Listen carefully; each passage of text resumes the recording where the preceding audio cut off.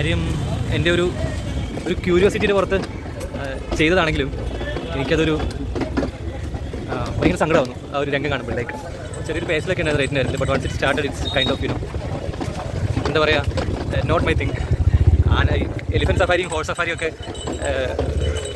അതുപോലും ചെയ്യാൻ മടിയുള്ള ആളാണ് ഞാൻ. എനിക്കിതൊരു എന്താ പറയുക, ഇറ്റ്സ് വേറൊരു കാര്യമുണ്ട്. അത് അവരുടെ ഏണിംഗ് ആണ്, അവരുടെ വരുമാന മാർഗ്ഗമാണ്. അങ്ങനെ ഒരു കാര്യം കൂടി ഉണ്ട്, അത് വേറൊരു കാര്യം. പക്ഷേ എൻ്റെ ഒരു പ്രശ്നം എന്ന് വെച്ചിട്ടുണ്ടെങ്കിൽ ഞാൻ വില പേശി കുറച്ച റേറ്റിലും കൂടുതൽ ചിലപ്പോൾ ഞാൻ കൊടുക്കാൻ സാധ്യതയുണ്ട് എന്ന് എനിക്ക് തോന്നുന്നത്.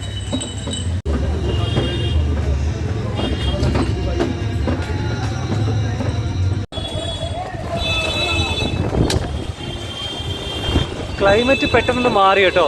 എന്താ സംഭവിക്കുന്നത് അറിയില്ല. It's getting fears.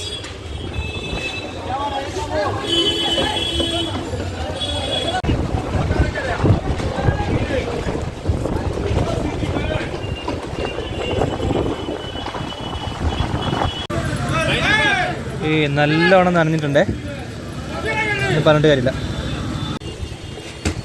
ഞാൻ ആ കാട്ടിൽ നിന്ന് ഇറങ്ങി കേട്ടോ. ഒരു 10 ലക്ഷം ഭയങ്കര മഴയും കാറ്റും പൊടിയും പിന്നെ ഒരു മാർക്കറ്റിനകത്തുള്ള അവിടെ നിന്നുള്ളതൊക്കെ കൂടി ഞാൻ പുള്ളിക്ക് പൈസ കൊടുത്ത് പറഞ്ഞു വിട്ടു.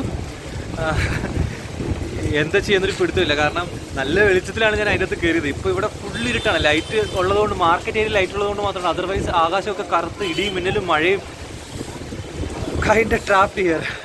അപ്പോൾ നമുക്കെന്താ ഒരു മാർഗ്ഗം എന്നറിയില്ല. കുറച്ച് നേരം വെയിറ്റ് ചെയ്ത് നോക്കാം, പിന്നെ എന്താ വെച്ചാൽ നോക്കാം. കാരണം ഇവിടെ ഓലയൊന്നും വരുന്ന സ്ഥലമൊന്നും തോന്നില്ല കേട്ടോ. ഇത് ഭയങ്കര ഒരു മാർക്കറ്റിൻ്റെ ഇന്നർ സൈഡാണ്.